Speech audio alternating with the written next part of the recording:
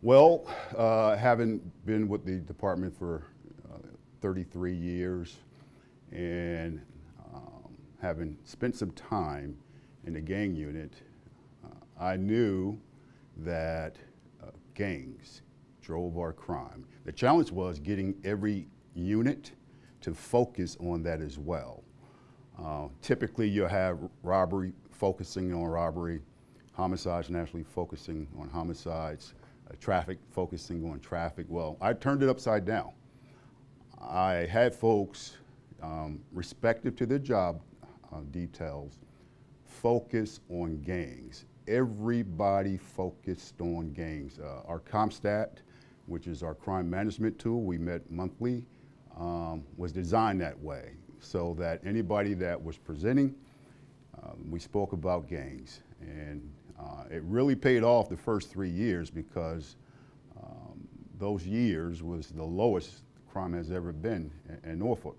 Now I say that knowing that during those 3 years, guns continued to be an issue as it always has been in Norfolk, which is why I was so passionate about guns and tracking the guns and where the guns are purchased and where they ultimately end up at and whose hands they ultimately end up in. So, you know, that is one of the things that I truly thought if we could really get a handle on, okay, we could really make some inroads in this city.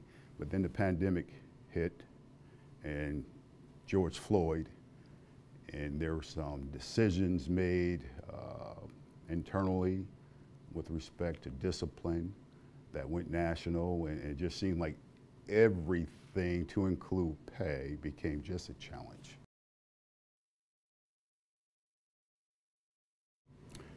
You know, it becomes a point where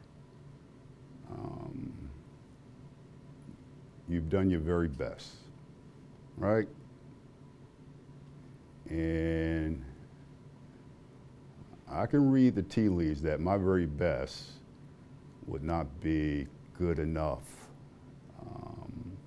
So I decided to retire. Was it ultimately your decision? Nobody muscles me.